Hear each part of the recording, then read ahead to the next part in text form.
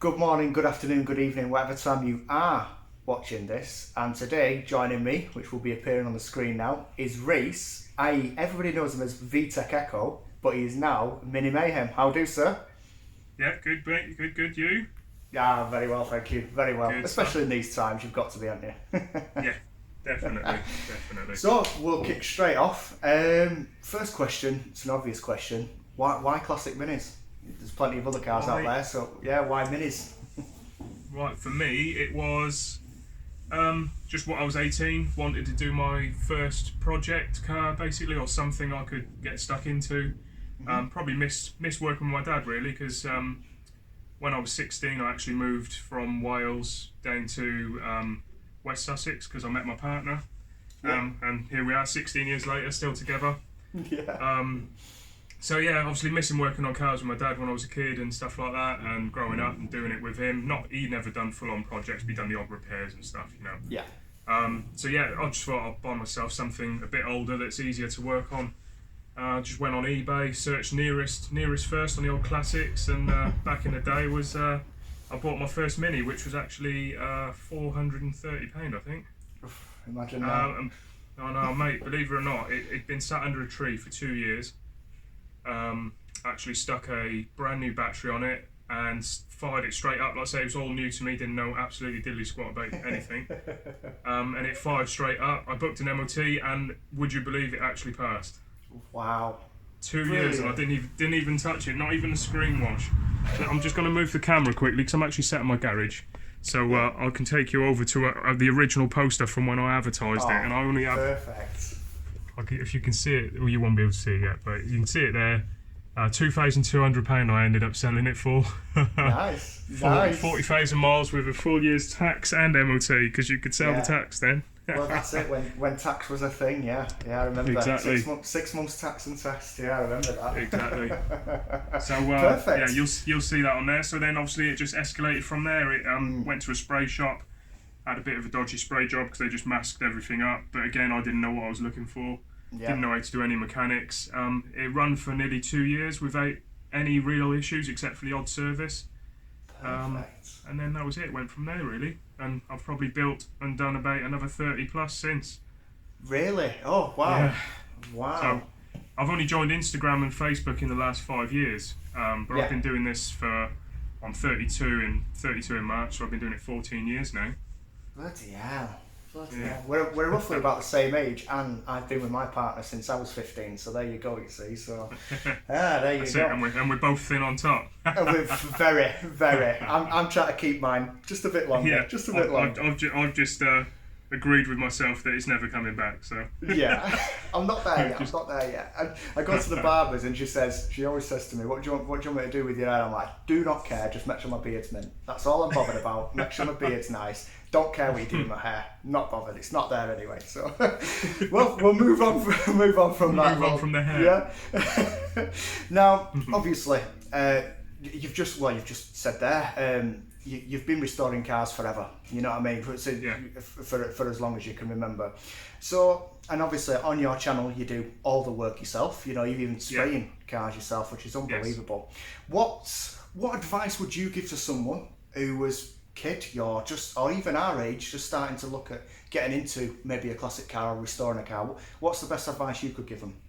My best advice is a few things. Would be, if you're buying a vehicle, regardless of what it is, so if we obviously stick to the Mini, because it's just obviously everything we're talking about. Yeah. So what I've learned over the time is even just silly stuff like your door rubbers and your old door trims and bits and pieces. If you're not going to use them, if you've got somewhere to store them, put them to one side, because some of the newer quality products that you buy now, unless you're paying premium prices for, and you're trying to save on money because it's a budget and you don't know what you're doing and what have you are going to come across with obviously, you know, like example quality of product. I mean, most people are nowadays, it's just there's so much demand for it that they're churning out so much cheap stuff so they can beat each other, which is fine because it's a sales market, isn't it? But But listen, we've had that conversation before, even on this channel, and the fact that especially rubber components are poor.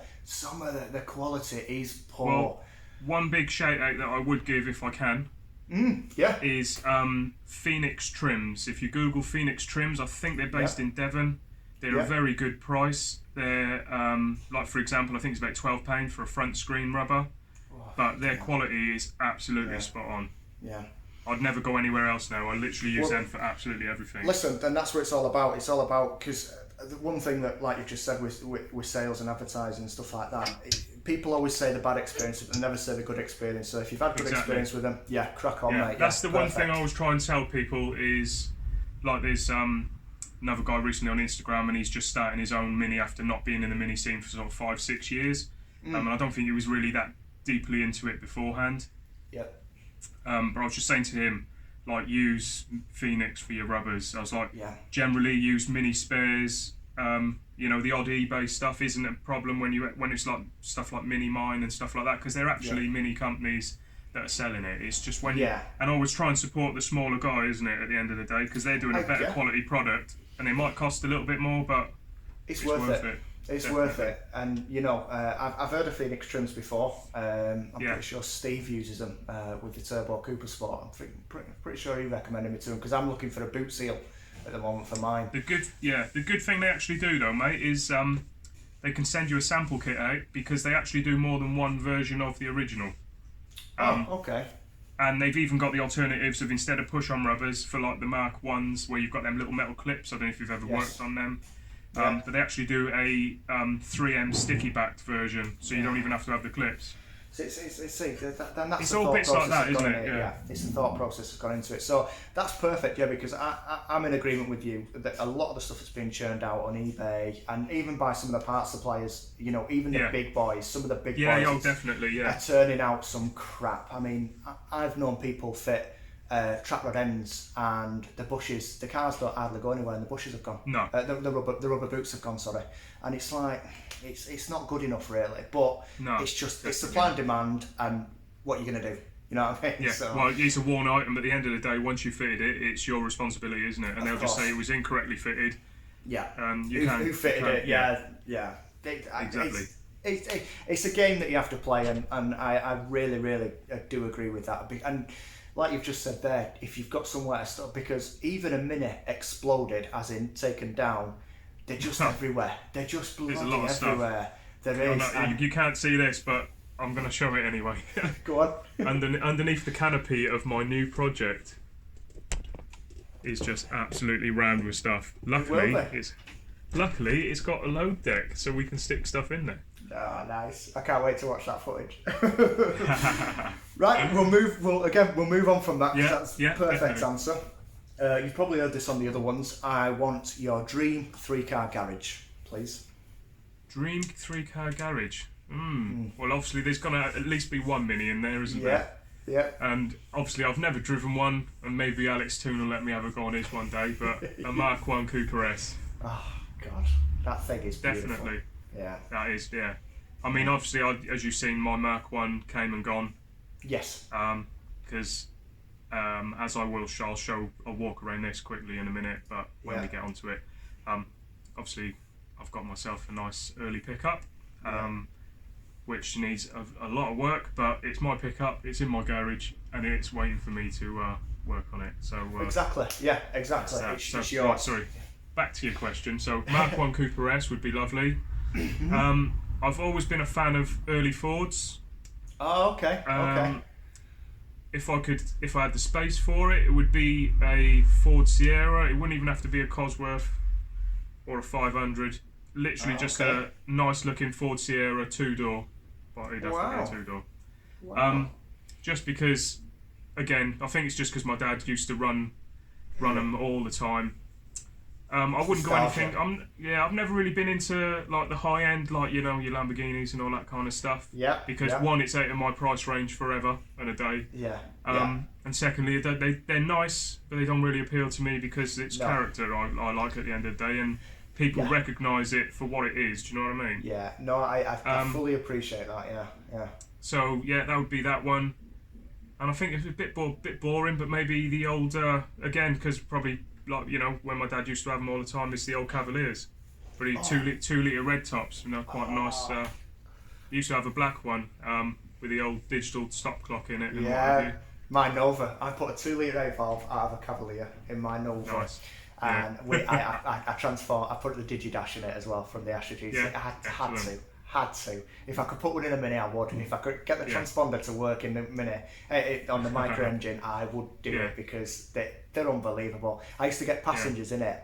And I don't know if you remember this, but where you reset the mileage on it, if you flicked it, it went to kilometres per hour.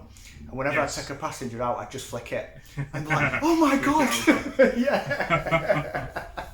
So yeah, absolutely, man after my own heart. I mean, I'm an 8 valve fan. I appreciate the red tops, I really do. But I was always a 2 litre 8 valve man. But I appreciate the red tops. They're an iconic engine, absolutely. Well, I think iconic. It's the more of the nostalgia and the like I say, my dad always had Cavaliers and Sierras. He was always flipping between them when I was a kid. And we're talking Mark 3 there, aren't we? If we're talking red top. Yeah. So the Mark 3, the like more bubble shape, isn't it? Like yeah. And then I once got kicked off of a Vauxhall forum for saying Vauxhall Cavaliers and Calibras donating engines to Novas and Corsas since 1990, and they weren't happy about that. I don't think. You probably get a similar response on the old Honda page donating for minis. Yeah, definitely.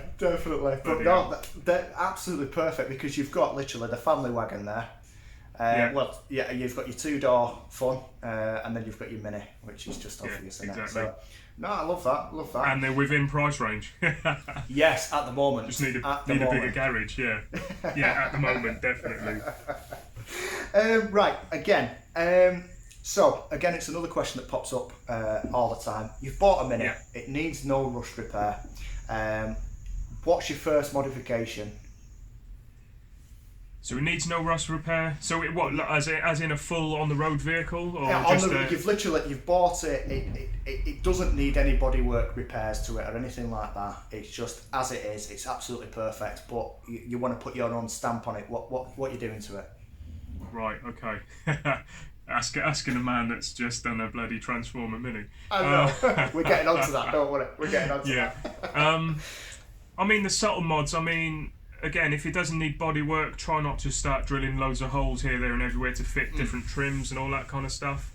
I mean, inevitably, wheel arches on Minis, the classic style is to either have external fixings or, nut and bolts. So if you wanted to style it up by putting bigger wheels on it, but then you need to, for MOT purposes, have your wheel arches. So a lot of people say wheels. A lot of people say that they'd fit wheels to it, which I get. It's a personal thing. I think it's just a style, isn't it?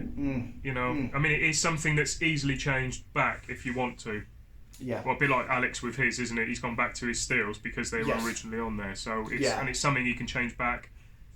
Change from and to, exactly, yeah. Another thing people say is stage 1 tuning kit on the A series responds very well.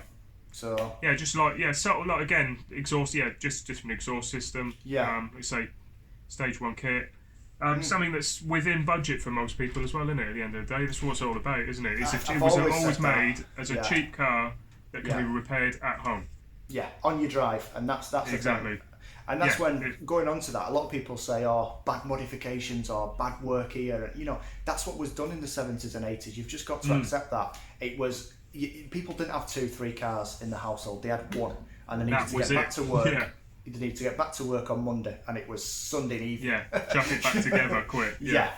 So you can't, paper mache in the wing and stuff like that. It is going to happen. And tax in post. So again, perfect.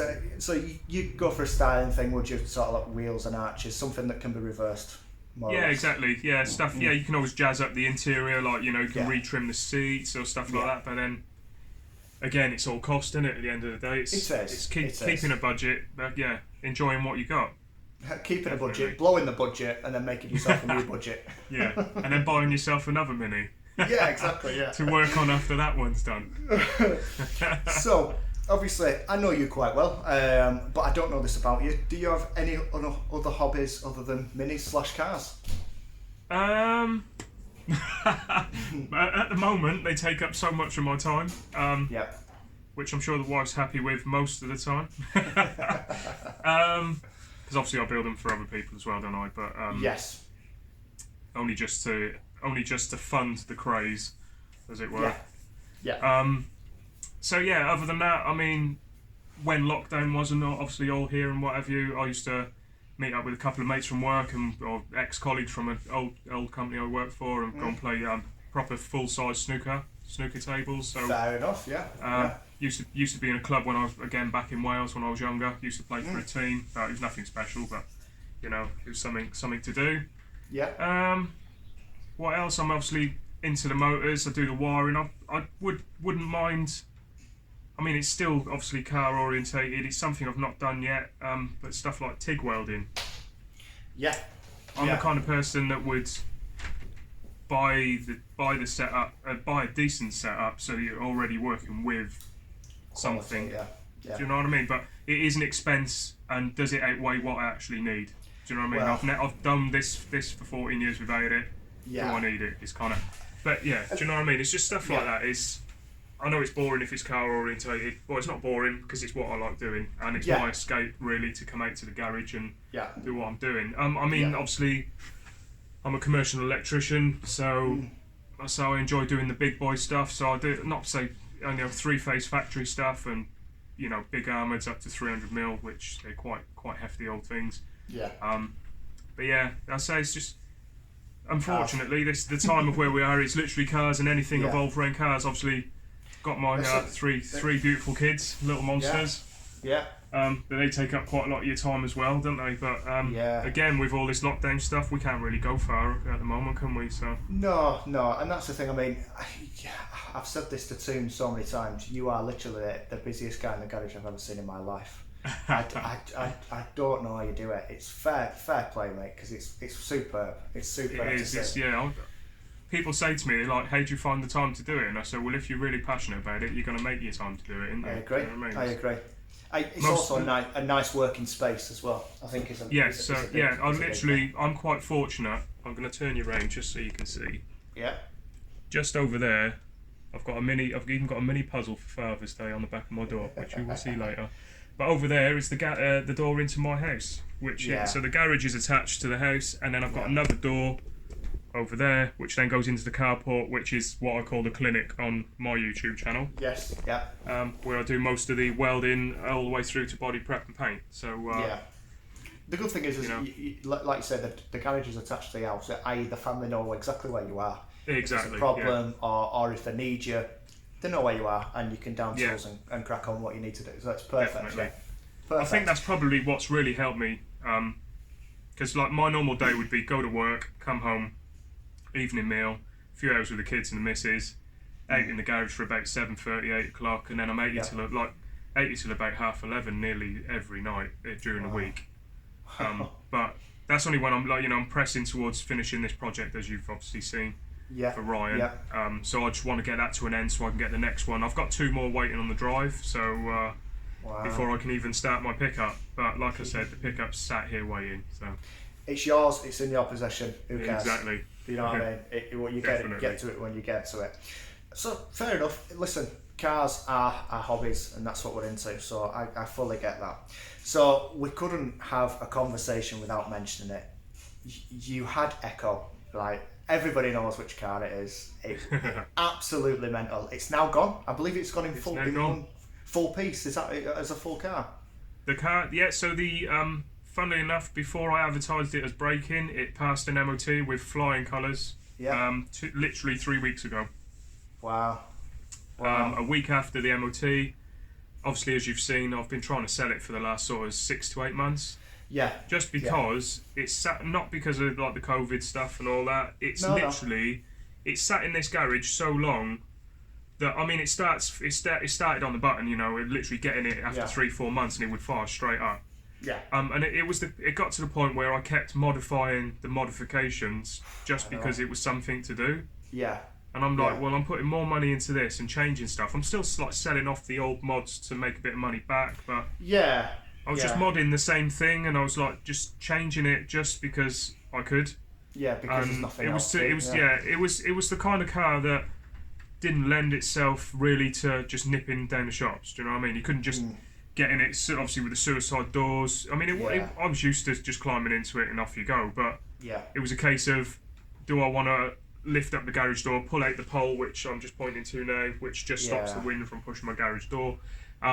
Just to nip down the shops around the corner when I can just jump in the family wagon or the work van and literally nip round the corner. And it got to the point where I wasn't using it, and I was just like, it's got to go. So unfortunately for me, for a sale point, it was so custom, as you know, that it didn't appeal to everybody for the custom side, and the colour didn't appeal to everybody. And people unfortunately can't see past that sometimes. Well, the thing is, I mean, I loved it, absolutely loved it. The things that would have put me off, and this is only me being honest with you personally, and you'll be aware of this anyway, is it was built to your spec, which is fine. It was your car, 100%. I would have to have you on speed dial if I bought that car, because if anything went wrong with it, I would shit myself. Because Paul P said the same, because that's what I was going to go into. Yes. That Mini is on par with Paul P's. It's mental. Yeah. You know, you've both. Well, we were known together. Obviously, we're quite fortunate that we're the same club, and like I didn't always roam around with them all the time because of obviously family commitments with a younger family. It was harder to get away for the weekends and stuff. But you know, like the likes of London to Brighton or the local shows around here, people knew us as a pair, as it were. Yeah. For obvious reasons, it's two mad minis, isn't it? Really. Yeah. But.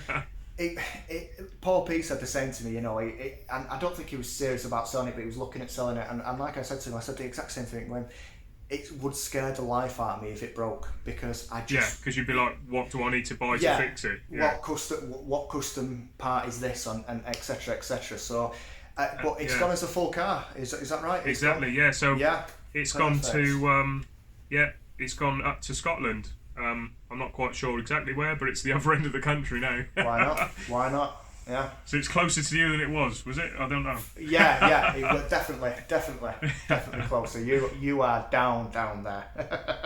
We are literally. I could smell the sea air. I bet you can. And can you hear the seagulls as well? Yes. Oh, bloody hell, yes. As you can see in Paul's videos, because we're pretty much on par with each other, a couple of about half a mile or so away. But wow. So the reason I went on to Eko, I'll tell you the reason I went on to Eko. The question is, I could never ask you just to name one of your the only favourite modification. What's a couple of your favourite mods that you did to that car that was like, that's it, I'm impressed with that? What was it for you? For me, there's a few. I mean, the interior was lovely because that was so comfy, and it just worked with the car. It didn't look too bulky. It didn't look like an aftermarket interior, and that was the Alfa Romeo GTV leather interior. Yeah, lovely. Yeah. And it just absolutely fitted perfect, and it was it was so nice and comfy. And driving down to IMM a couple of years back now, innit, or a year or so. Got out and it was normally you're driving a Mini and you're like, oh, my back's hurting or whatever. You're in the old little rickety seat. So that was a nice mod. Obviously, I think I really enjoyed actually the way that the boot worked. So I had a push button inside, good old faithful Ford boot latch on it, with the old electronic catch, and just having it internally hinged. That was obviously Dave Jaguar. I've first seen his, and then I messaged him, and he quite happily told me what he'd used, and I bought the same hinge setup, and then tried to make it my own kind of in the UK. So that's it. Yeah, it was the Audi. It was an old early '90s Audi A4, I think it was. So that was another mod. Obviously, I loved your flip front. The way you finished your flip front, that was unbelievable. That was quite good. I think it was quite good that obviously for the first sort of 2 years it just opened up, and then I seen something at work, and I thought, I could actually make that work and make my flip front go over the roof, because that was always my aim to do it. And I seen the you've probably seen it on Google. There's a red Mini that's sat in someone's grass garden, on the grass in the garden, and it's actually got two sets of rams, and it's like just on pistons that actually lift it over the front, like in one fell swoop. No, I've not seen that. Oh. So I have seen a Mini. That was my inspiration really. So I've seen that picture. And I thought, how can I actually do this? So my actual hinge setup for the front of that, to take it up just vertically, and literally was vertical, wasn't it? So it literally shot, like the lights were shining in the sky. They were actually mechanisms from a electric armchair. So your normal armchair in your house. So the little foot bit that hinges out was actually the mechanism, and it worked really well. It had a couple of bits of box section to clear the gas strut at the front, and it was bolted through the inner wings, and happy days, it all worked well. Then the second phase of that was the hinge was metal pasting table legs. So when you actually open out the legs, you have the little metal bar that slides down, and then you slide the catch on. So it was literally slide that catch on both sides. Jobs are good. It worked. It did, and it looked brilliant. It looked really, really good. Well, it definitely gets the crowds over. I take it another modification that you was probably extremely proud of was the engine. I mean, yes, you know, unbelievable. You know, it was. I mean, obviously, a lot of people are now doing the conversion, but a lot of people go Clubman front because you've got that obviously the extra space and it doesn't look as obvious. Mine was kind of brightly coloured, it was out there, and you knew it was modified. So you know, it was bang in your face. Here it is, So that's why we went with, and it was a subtle mod. I did actually extend the front, but you probably wouldn't have even noticed it. No, not at all. Didn't even notice it. No. So where the bottom of the grille would meet, well, actually, what bit would it be? So where the bottom of the grille, you've normally got that little bump that comes round where the bumper lip fits to. Yeah. I actually cut that off and extended it by about 1.5 inches. Really? And then the grille, if you looked at its side profile, actually, if you have a look at a picture at any time, I'm just showing you with my hand actually. So it actually angled down to marry up with the front again, and then I actually enclosed the sides of the grille with some metal. That actually gave me the space I needed, one for the manifold, and secondly for the alternator, which sat at the front. And then it fitted, and it didn't look out of place, I don't think, because it didn't have a bumper.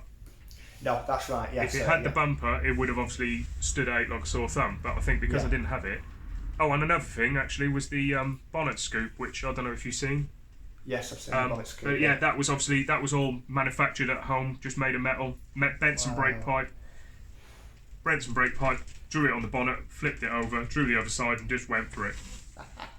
Cut it out and off you go, innit? But it worked. It worked. Yeah, it worked. That's the thing. And it's all a learning curve, isn't it? But like I said, we've just mentioned a few of the modifications that you did there. I mean, and another thing that I loved was the steering wheel control buttons. Yes, they were unbelievable. They were superb then. Yeah, it's just again, it's something that if you pay, you can buy and obviously have, but it costs you sort of 500-600 quid. I mean, for me, that probably. The most expensive part was a thing called Blink Stop, which was an electronic gadget that actually you wired in and it done all your indicator system for you. Right. And it's a very good piece of kit. It's like I say, it's called Blink Stop, but it works off of if you indicate left or right, it obviously does your flashing for you. After 12 seconds, it turns it off, or if you press your foot on the brake, it turns it off after 6 seconds. Because normally, the normal way of driving, if you're indicating, you put your foot on the brake when you're indicating to go around the corner. Yeah. So you put your foot on the brake, change gear lower, wouldn't you? Or unless you're ripping the handbrake up, obviously. And then it would automatically cancel you, 6 seconds. So by the time you've exited the corner, it's almost switched itself off. So I say it was a handy little bit of kit, really. And I think that whole button system probably cost me about £120. Wow. So I mean, I cut the acrylic myself, drilled it, I remember watching it. I really enjoy actually taking an idea out of the blue, just grab some bits and pieces, mark something up, quickly cut it out and go, well, that's actually going to work, and then go with it. Do you know what I mean? Perfect. Again, it was just so custom. We could mention so many. I just wanted a few that was probably your favourites. I was going to say you haven't got enough room on your channel for me, mate. That's exactly it. So we'll move on. So like you've just said, you've done a lot of you just like to have a go at more or less anything. So what's the hardest job that you've ever had to do on the minute? It could be Eko, it could be anything. What's the hardest job that you find to do? The hardest thing, I mean, at the beginning, the hardest thing was welding for me. And I know people say don't blame your tools, but I was an apprentice electrician earning about just over £100 a week. So I bought myself a cheap gasless welder. And I was welding, and I thought, this really isn't going very well. And I thought, is it me? Am I doing something wrong? I was trying to set it up, and just whatever settings I'd done, just wasn't getting anything. So waited a little while, bought myself the welder I've actually got now, which is a Snap-on 250, I think. I can't remember offhand, but yeah, it's a decent. Yeah. It was second hand, but it still cost me like 300 quid even second hand. But it actually does the job, and it's a gas welder, you know. So even though people say don't blame, bad workman blames his tools. In this case, it was the bad tool that made me think I was doing something wrong. So it can be. Again, going off on that, but my uncle is coming up to 50. He's always been he's been mechanic. He's been recovery guy, everything. And he has had a go welding, you know, years and years ago. Hates it, despises it. I've got the Clark T151 turbo or something like that. The Clark big boy. Gas MIG, and he welds everything now. He borrows my welder and he's off because sometimes it is your tools. You can't weld with gasless MIG. I don't care what anybody says. It's very difficult to do, you know. That and even just using a cheap gas welder can be difficult. You've got to have the adjustment and the settings and everything like that and the practice. But now he's welding everything. You know, we've welded. You know, can't stop him. Yeah, exactly. Honestly, if it's metal, he's welding it. You know what I mean? And he's on about, let's do this with the Fiesta, and I'm like, whoa, calm down. We're not that good. You want to give him your Mini then, can you? Don't I just? Yeah, I keep saying that too. Off you go, If you go into furlough, I'll bring it over. Yeah, bring it over. You can finish it off. So welding, would that be the answer then? Well, I think so. Yeah, I think welding. I mean, yeah, definitely. And obviously, I do the paint. So again, I've always upgraded my system every time. Get a bit of money. I put it into my paint system because at the end of the day, you get, as you can see with my builds, they're getting a lot better. So. That liquid yellow, I know from speaking to painters in the past. I mean, I've had a Clio Sport. It wasn't liquid yellow. I dreamt it was liquid yellow. It was silver. But when I was in the Renault scene and stuff like that, I remember speaking to painters and stuff, and liquid yellow is just a no-go. That a lot of them won't touch it because. It's such a nice. I mean, now beautiful. That it's on. As you've probably seen through my Instagram and that and my YouTube. Yeah. It was so many evenings. It took me about 3 to 4 weeks of like kind of primer and prep before I could even think about putting any colour. Yeah. And that was after a lot of body work and prepping before that prep, if that makes sense. It was kind of a love-hate relationship that with that at that point. It's just stages and stages. Yeah, mate, you get the highs and lows. So everyone probably gets the same. Yeah. Some people obviously when they get the lows they pack it up and they don't go back to it. Unfortunately, do they? Yeah. But and then they've always got the dream of going back to it, but it never happens, and then they rot away. Well, that's the thing you see. That's going exactly straight back to your pickup. It's in your possession now. When you do it, you do it. It's yours. Don't matter. Don't matter. You know, just a quickie on this. Then it's been off the road 20 years now. Okay. It's sat in a farmer's field for 18. Wow. The guy that I bought it off had to actually structurally weld it on the field before he could even pick it up. Really? He has since put a Heritage floor pan in the front. Okay. It's got a full Heritage bulkhead and full Heritage inner wings. Wow. So my kind of going on from this is I'm going to put a new heel board, new low deck floor, and new rear tubs. Yep. Rear wheel arch tubs. And then from there, just tidy up and sort out whatever I need to on top. So. The overall plan with it, is it to go mad or is it to go pretty standard? What's the plan with it? In my head, it's to go actually go willow green, which is obviously an early van mini colour anyway. Yeah. And obviously this being a pickup, there's not that many of them I've seen in willow green. I've seen a lot of reds, blacks, silvers, and all that kind of stuff. Yeah. So I thought willow green. I'm going to stick on 10s with a little chrome trim down the sides. Perfect. So I'm not really one for chrome, but at the same time, it's part of this character of the vehicle, so I'm going to stick with it. Yeah. Whereas with Eko, we didn't have 1 ounce of chrome on it. No.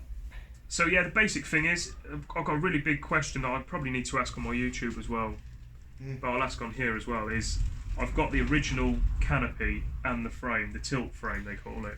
Yeah. Now, I like it. I don't know whether I really like it. Do you know what? I spoke to Toon on the phone today, and he was on about he wants to pick up and stuff, and I said, would you have the canopy and the rods in it? And he said he appreciates them, and I'm sort of with him on this. He'd have the poppers for the You can get like a flat canvas, can't you? Yeah, like a canvas to go over it. So Yeah. I don't think he'd have them rods on it, and I sort of see it. Yeah, because it was an optional extra. Yeah. Apparently, because I'm on the pickup page now, and I bet you are. as Facebook goes, that page, international pickup page, is actually the most mini friendly page I've actually been on. Because even when I'm on even with Eko, I know it was a bit out there, but with Mad Old Minis. That was a really good page that I went to for like people really did respond really well. But when it came to selling that car, mate, the amount of people that were private messaging me with shitty comments, excuse the language, but literally taking their time to personally message me on Facebook to tell me how I've ruined a car. And like I'm dreaming about the money I'm asking for it and stuff. You know, at the end of the day, it's your possession to sell for what you think it's worth, and people will pay what they think it's worth. Yeah. So yeah, unfortunately, kind of like, obviously that was a bit out there. Whereas I think your more normal sort of mini with subtle mods, you're going to get respect from pretty much everyone. But there's always going to be haters, unfortunately, isn't there? There is. There's negativity everywhere. And I have got just to go back to this, I've got 1340 A series going in it. Okay, I was going to ask about the engine. Yeah, I was going to ask about the engine. So it's going to be standard with a bit of a twist. I take it. Standard looking with a little bit of power, but keeping the A series because then it'll still be tax and MOT exempt because it's A series.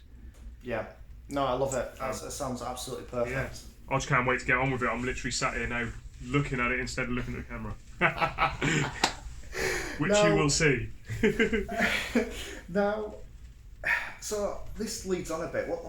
What made you actually start your YouTube then? I know you said you've not been on social media for up until about 5 years ago. So what made you take the plunge to go to YouTube? YouTube, I think more so was, particularly with Ryan's build, it was my second Vtec build. Again, it was totally different because it's actually a 1967 Mark 1, which a lot of people would be cursing over. Yeah. But the thing is, he bought it as a Vtec 1967 Mark 1. Yeah.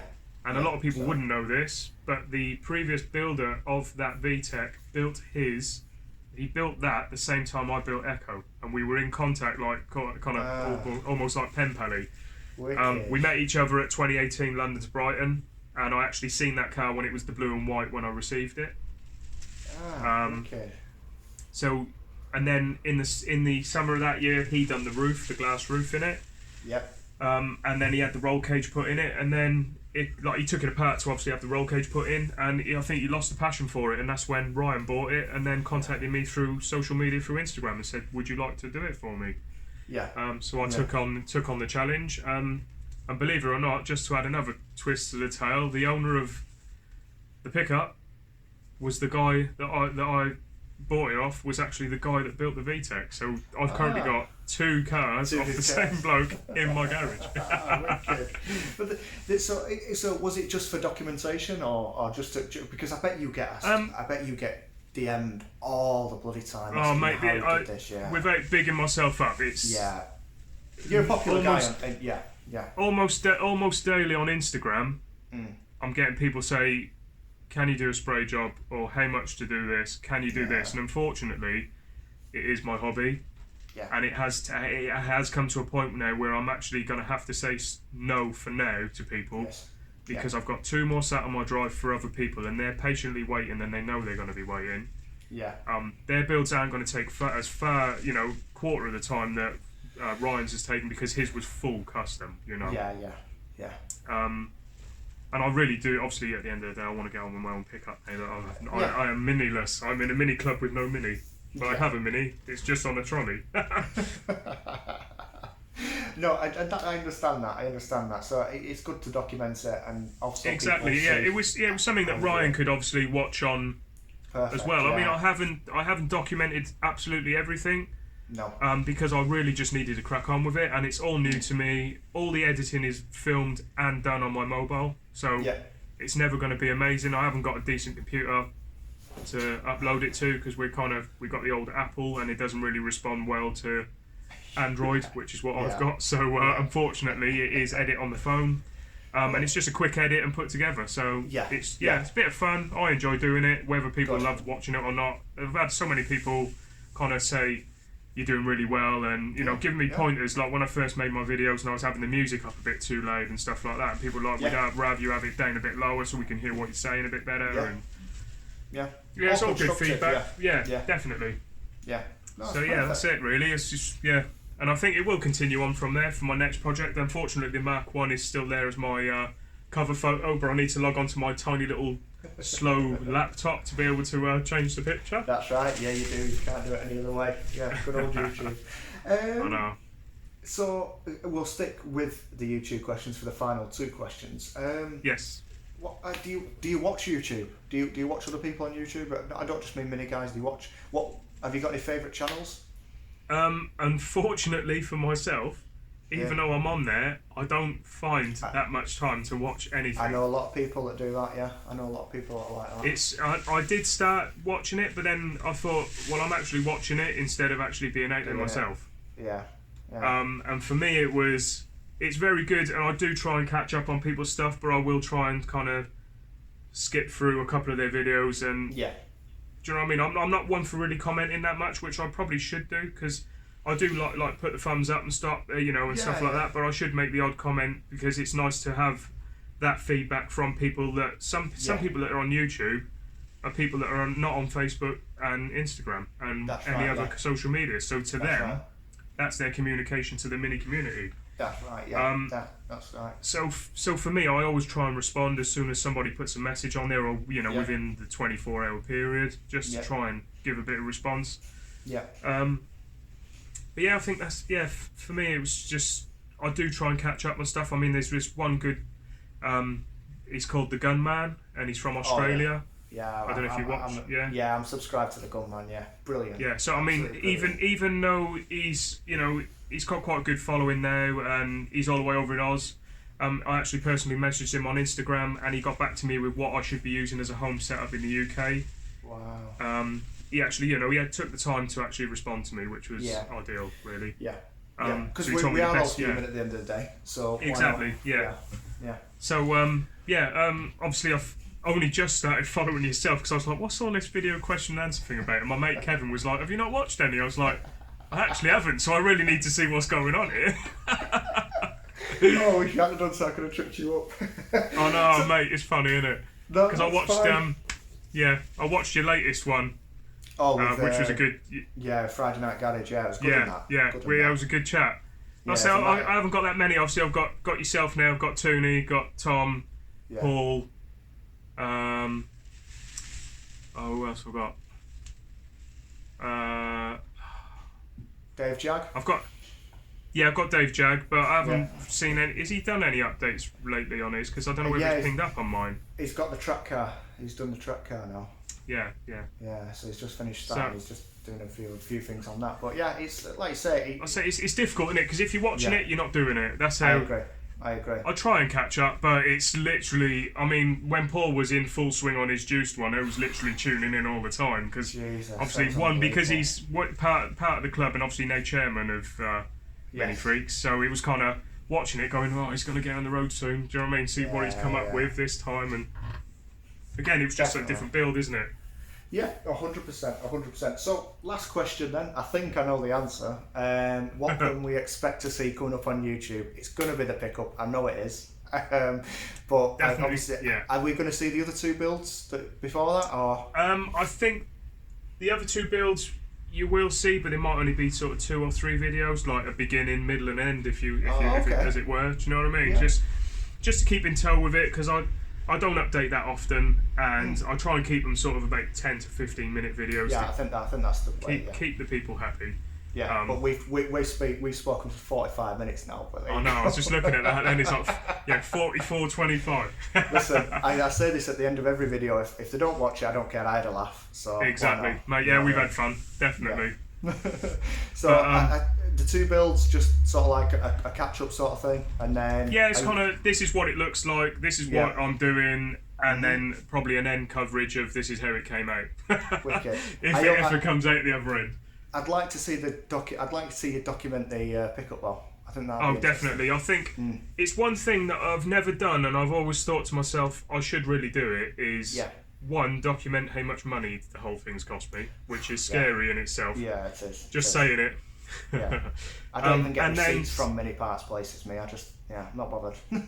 Do you want a receipt? No, thanks, mate. No, alright, thanks. But yeah, one, documenting how much it's going to cost overall, even including the van I hired to pick it up in. Do you know what I mean? Perfect. Yeah, that's a good So idea. I need to start that. documenting that, and then actually possibly putting the hours to it. Yeah, it's Really, interesting. just to see how many hours I've sunk in of my life just in one vehicle, Because and then we can times that by how many I've built. People get a false representation. A lot of it's to do with the TV shows. They think that cars can be built in a weekend, and that's not the case. You know what I mean? No, definitely not. And I think people will get a lot out of that, because it'd be interesting to see, because like you say, you're only doing 10-15 minute videos, and that could be over a week. Or Exactly. Or 2 weeks, Definitely. It's just snippets, isn't it? Yeah. So especially when it gets to the paint side of it. I mean, you could spend 20 hours on body prep, and, prime and prepping, and that 20 hours will be in about 60 seconds worth of video. Yeah, definitely. And that's just me doing it, just trying to film little bits and pieces or take snapshots and add it in my thing, just to kind of keep people hopefully interested. Yeah, that's it. Without rambling on too much. I've said this before. I hate bodywork, so I'm not going to watch someone do bodywork because I don't like to do it myself. So, but it's nice to see the beginning, middle, and end of it. Yeah, isn't it? 100%. But I well understand that it's not. Yeah, I just hope that, like with my channel, I don't bore people too much with me just chatting away. But I think the feedback I've got from it is that I'm a genuine person, and I will tell you how I do it. I'm not telling you how to do it. Yeah. I'm telling you how I do it. Perfect. Yeah. It's exactly how it is. Yeah. So. I think we'll wrap it up there. This has been the longest one I've done, but it's been absolutely superb. Thank you so much, Rhys. Really, really appreciate that. Thank you. That's right, mate. Thank you very much. Take care. Cheers. Cheers, mate.